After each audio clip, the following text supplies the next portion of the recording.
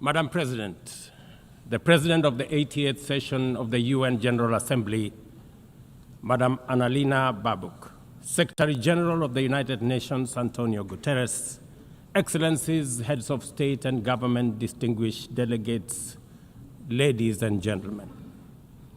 I congratulate you, Madam President, on your election to preside over the 80th session of the UN General Assembly. Madam President, you can count on Kenya's full support throughout your tenure as you steer the Assembly into the future. Ladies and gentlemen, 8 years ago, in the aftermath of the unprecedented global destruction and devastating war, the international community came together in hope. They created this organization, the United Nations, as a shield against the horrors of war, as a platform for dialogue, and as a bridge to a better, fairer, more secure global community. What is often forgotten or not mentioned today is that the United Nations grew out of the failure of the League of Nations that existed between 1919 and 1945. The League of Nations did not collapse for lack of good intentions or noble objectives. Formed at the end of the First World War and as part of the Treaty of Versailles, it was humanity's first attempt to build a permanent international organization to stop aggression and war and bring nations together. Its ambitions were to achieve collective global security, disarmament, peaceful dispute resolution, and cooperation on humanitarian and social issues. Despite these ideals, the League of Nations failed. The United States never joined, other great powers came and went, and without enforcement authority, its condemnation carried little weight. When Japan invaded Manchuria, when Italy marched into Ethiopia, and when Hitler openly defied its rules, the League stood by, helpless and powerless. By the late 1930s, its credibility had collapsed, and with the outbreak of the World War II, it was rendered irrelevant. Madam President, this history is both a lesson and a warning. Institutions rarely fail because they lack vision or ideals. More often, they drift into irrelevance when they do not adapt, when they hesitate to act, and when they lose legitimacy. To remain relevant, institutions must be reimagined, must be reformed, renewed, and aligned with emerging realities. 8 decades ago, the founders of the UN sought to correct the failures of the League of Nations by creating a stronger, more inclusive organization anchored in the principles of, and I quote, "We the people of the United Nations, determined to save succeeding generations from the scourge of war," end of quote. Today, we are gathered for the UN at 80. The question is unavoidable. Is the United Nations relevant to the demands of our time? Can it continue to serve humanity in the face of current realities? Or has it become a relic of a bygone era? Madam President, Excellencies, we meet against a grim global backdrop. Conflict rages in Eastern Europe, the Middle East, the Sahel, the Horn of Africa, and beyond. Climate disasters grow fiercer by the day. Inequality deepens, pandemics loom, and technological disruptions outpaces governance. Instead of trust, mistrust is spreading. Instead of solidarity, fragmentation is taking root. In place of hope, anxiety fills our global community. We are living, to borrow from the words of the founders of this institution, not in larger freedom, but in growing uncertainty. At this moment of turbulence, when we most need a strong United Nations, the organization faces its deepest crisis in credibility and capacity. Funding cuts have paralyzed its operations. Bureaucracy has slowed its response. The Security Council remains frozen in the post-war structures of 1945, unable to act inclusively, with fairness, and with speed. Ladies and gentlemen, I can, however, state with absolute conviction that the United Nations has been one of humanity's greatest achievements. For 8 decades, it has held back the specter of global war, calmed conflicts from Cambodia to Liberia, and stood guard in some of the world's most dangerous places through the courage of its peacemakers and peacekeepers. Few institutions in humanity's history can claim such a legacy. The United Nations has stood at the front lines of humanitarian crisis, from famine relief in the Horn of Africa to emergency shelter for millions of Syrian and Ukrainian refugees. It was at the forefront in the eradication of smallpox, coordinated global responses to HIV and AIDS, Ebola, and COVID-19, and continues to champion universal vaccination. Its agencies have advanced women's rights, protected children, safeguarded refugees, and set global norms on everything from disarmament to climate action. The UN Sustainable Development Goals remain a shared blueprint for human progress. These are achievements no nation could have achieved alone, however rich, however great, or however powerful. And yet, every institution, no matter how noble its origins or impactful its legacy, must adapt to changing times or slide into irrelevance.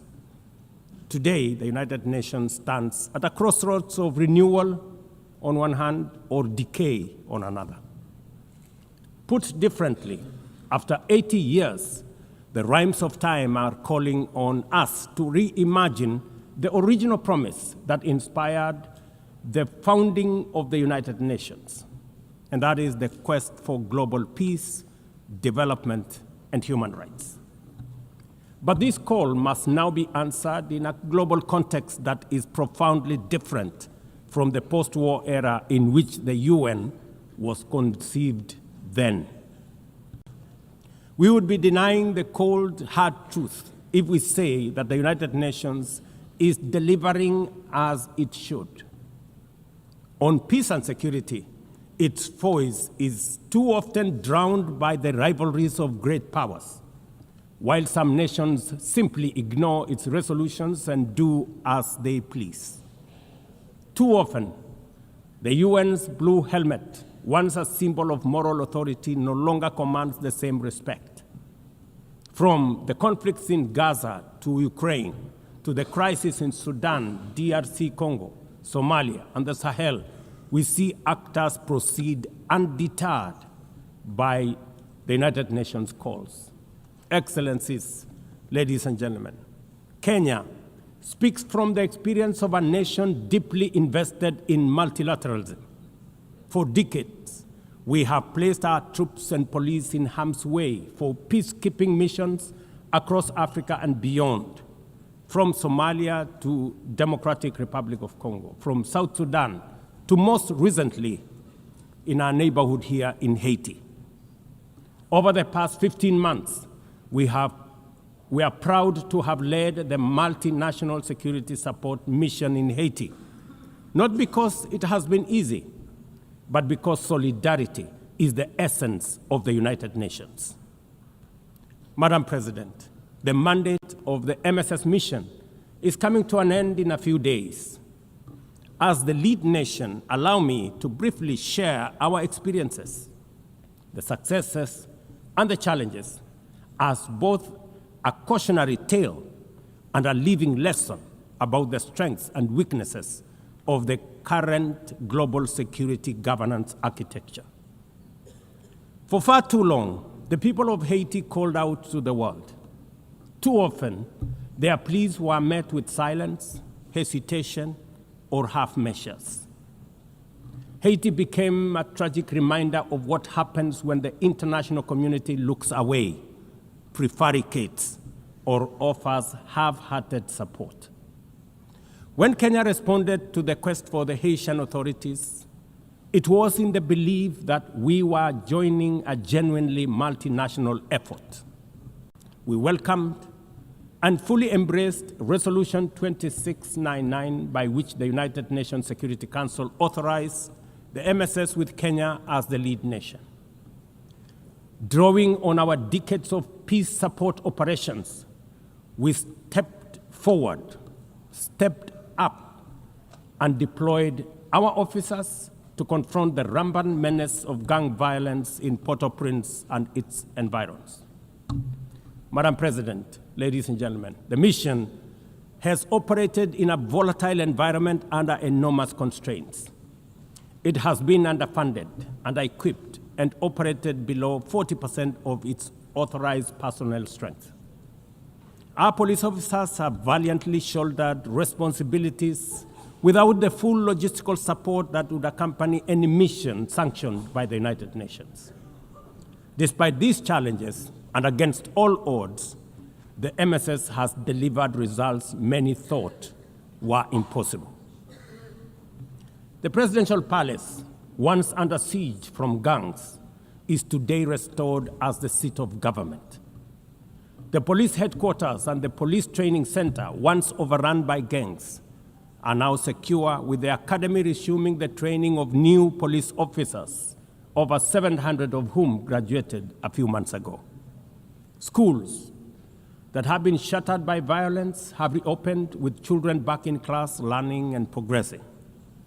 Roads once manned or blocked by gangs have now free-flowing traffic.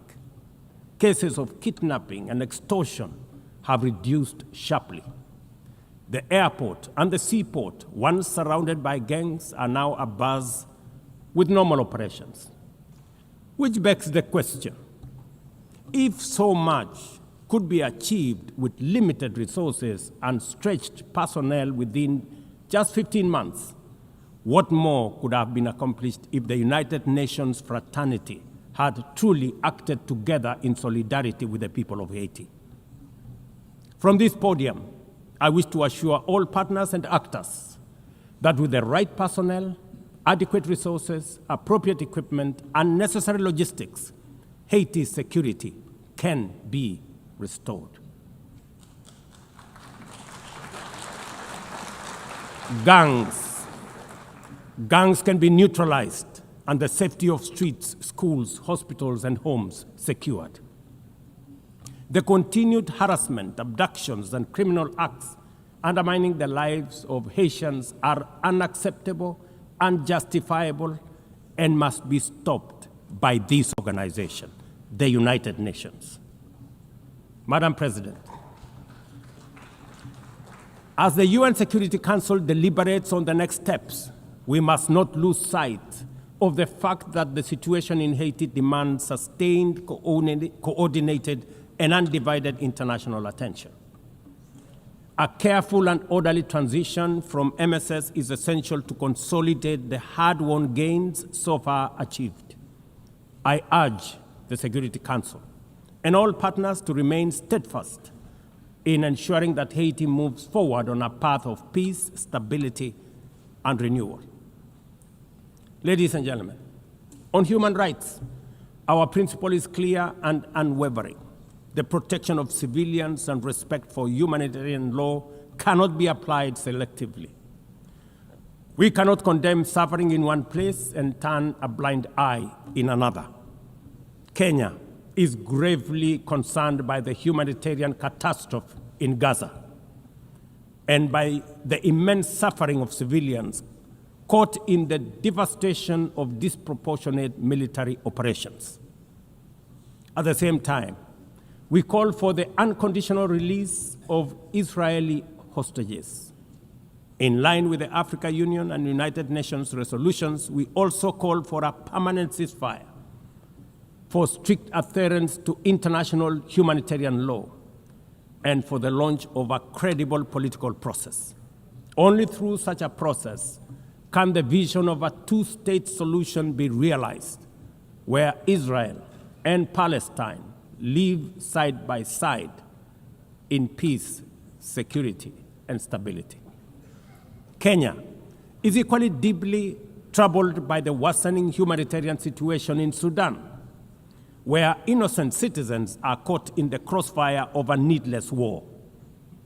We fully endorse the Quad, comprising Egypt, Saudi Arabia, the United Arab Emirates, and the United States, in affirming that there cannot be a military solution and that only political dialogue offers a viable path forward.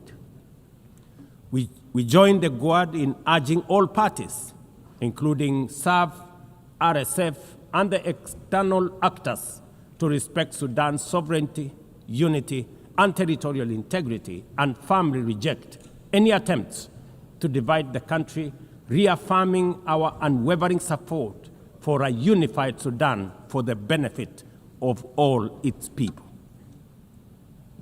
Excellencies, distinguished delegates, those who look to the future with a clear vision know that climate change is not only the single greatest threat of our age, but also one of the greatest transformation opportunities of our time. The global stocktake has made it plain that the world is off track. Current national determined contributions are steering us towards temperature rises far beyond any safe threshold. This is the difference between survival on one hand and devastation for millions across the world on the other. Kenya and Africa are not passive victims of this crisis. We are taking bold steps showing that climate action is not only possible, but can also be the foundation for inclusive growth. We are building a climate-resilient society by embedding adaptation into every sector, from agriculture and energy to infrastructure and livelihoods, to sustainable mining and artificial intelligence. This ambition is visible on the ground. Today, 93% of Kenya's electricity comes from renewable sources: geothermal, wind, solar, and hydro. We are expanding investments in e-mobility, climate-smart agriculture, clean cooking solutions, and green manufacturing. We are also pioneering nature-compatible solutions such as sustainable waste management and circular economy interventions. Africa, too, is uniting its voice. In 2023, in Nairobi, we hosted the inaugural Africa Climate Summit, where the continent adopted the Nairobi Declaration on Climate Action and Call to Action. Just 2 weeks ago, in Addis Ababa, Africa came together once more at the second Africa Climate Summit to reaffirm our commitment and strengthen our ambition for climate-positive growth. We declared Africa not just as a victim of the crisis, but as a source of solutions, with climate action driving economic growth, transformation, and job creation for our communities. Ambition, ladies and gentlemen, cannot stand on willpower alone. Implementing our new NDCs will require $56 billion. That is why we call on the global community to unlock the $300 billion agreed at Baku, and to accelerate negotiations towards the new $1.3 trillion goal under the Baku-Belém roadmap. Without affordable finance and without reform of the international financial architecture, the promise of climate action in Africa will remain constrained. Madam President, in the aftermath of World War II, the Bretton Woods institutions were created to stabilize the global economy and rebuild war-torn Europe. At that time, their design reflected the power and interest of the victorious nations, who were also their primary shareholders and beneficiaries. The IMF was tasked with upholding the gold standard exchange rate system, while the World Bank was established to finance Europe's reconstruction. Both have since evolved into development finance institutions, but their structures, decision-making, and governance remains dominated by wealthy nations. Today, the global context is vastly different. The global standard collapsed 5 decades ago, and Europe has long since been rebuilt. Yet, the governance of these institutions has not kept pace with needs of a multipolar world, especially the needs of poor and developing nations. The mismatch between shareholders and stakeholders has become starkly visible. For instance, during the IMF's recent allocation of special drawing rights, 64% went to wealthy nations. Just imagine, 64%. With little need for liquidity support. They didn't need the money anyway, but they got 64%. While the poorer countries received just 2.4%. What a disconnect. The imbalance highlights how the very institutions meant to safeguard global finance stability often perpetuate inequality and instability. I have argued, and I say it again, that the current global financial architecture punishes poor countries with high interest rates and enormous conditionalities while rewarding rich nations with lower interest rates and softer lending rates. Its rules, priorities, and allocation mechanisms consistently favor those already prosperous, while trapping vulnerable economies in cycles of debt, high borrowing costs, and inadequate access to emergency support and concessional funding. It is imperative to transform these institutions into genuinely independent, apolitical global bodies that their operations are aligned with their global mandate. Such a shift would democratize decision-making, restore credibility, and allow the IMF and the World Bank to serve all countries fairly rather than reinforcing old hierarchies. But Africa is not merely waiting for external prescriptions. We are taking bold and deliberate steps to strengthen our financial independence, safeguard our stability, and accelerate our development. Kenya, for instance, fully endorses the establishment of the Alliance of African Multilateral Financial Institutions, launched with the Africa Union in February 2024. This alliance brings together our homegrown banks, Afrexim Bank, the Africa Finance Corporation, the Trade and Development Bank, Shelter Africa Re, Africa Development Bank, Africa Trade and Investment Development Insurance, and ZEPRI, institutions that embody Africa's determination to mobilize resources, finance trade, and build resilience on our own terms.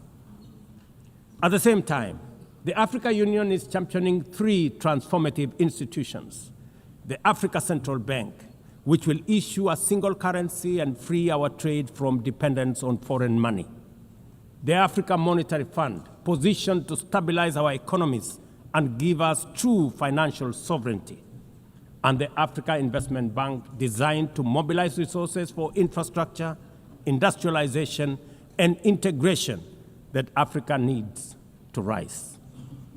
And to complete this vision, the Africa Credit Rating Agency, one that understands our realities, values our uniqueness, and tells our story with fairness and truth, has already been established. Excellencies, as we mark the 80th anniversary of the United Nations, Africa also marks 20 years since the Ezulwini Consensus and the Sirte Declaration, the 2 historic milestones that establishes the common African position on UN Security Council reforms. For 2 decades, Africa has spoken in one voice, demanding justice, equity, and representation in the highest organ of global governance. This demand, however, continues to be ignored, deferred, or endlessly debated to the detriment of both Africa and the legitimacy of the United Nations itself. You cannot claim to be the United Nations while disregarding the voice of 54 nations. It is not possible. Africa is no longer willing to wait on the margins of global governance while decisions about peace, security, and development are made without our understanding, without our perspectives, and without our voice. Africa's exclusion is not only unacceptable, unfair, and grossly unjust, it also undermines the very credibility of the United Nations, this organization. Africa dominates most of the Security Council agenda, provides some of the largest contingents of UN peacekeeping forces, and bears the heaviest costs of instability. Yet we remain the only continent without a permanent seat at the main table where decisions about our destiny are made. Africa deserves, ladies and gentlemen, at the very least, 2 permanent seats with full rights, including the right to veto, and 2 additional non-permanent seats on the United Nations Security Council. The world must understand that reforming the Security Council is not a favor to Africa or to anybody. It is a necessity for the United Nations' own survival. If the United Nations is to remain relevant in this century, it must reflect today's realities, not the post-war power arrangements of 1945. Madam President, despite the stated and evident weaknesses of the United Nations, it still remains humanity's best chance at global solidarity. No other institution has the universal legitimacy or convening power of the UN. From coordinating humanitarian relief in times of war and disaster, to mobilizing the global response to COVID-19, to driving consensus on climate change through the Paris Agreement, the UN has consistently shown that the world can achieve together what no nation can accomplish on its own, however mighty or great or powerful. As Doug Hammarskjöld, the UN's Second Secretary General, once observed, and I quote, "The United Nations was not created to take humanity to heaven, but to save it from hell." End of quote. That mission is as urgent today as it was 8 decades ago.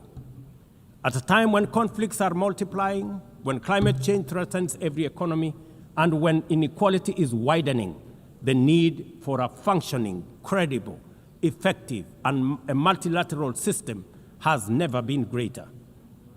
It is through the UN that nations have pooled resources to vaccinate billions of children, to protect refugees from through the work of the UNHCR, and to keep the peace in more than 70 missions across the world. Without the UN, these achievements, modest though they may sometimes seem, would not have been possible. That is why we must resist the temptation to give up on the UN or abandon it. We must make it fit for purpose, reform its structures, strengthen its mandate, and ensure its decisions reflect today's realities rather than the geopolitical map of a bygone era. As one of the hosts of the UN headquarters and the only one in the Global South, Kenya stands ready to do its part to enable the organization to go through this phase of renewal successfully as envisaged by the Secretary General under UN 80 reforms. In conclusion, Madam President, ladies and gentlemen, the 80th anniversary of the United Nations must be more than a commemoration.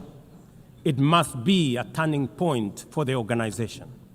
Let us seize this moment to reimagine and rebuild the UN into a body that commands legitimacy, responds with speed, and delivers justice for all. I thank you, and God bless you. On behalf of the Assembly, I wish to thank the President of the Republic of Kenya and Commander-in-Chief of the Defense Forces.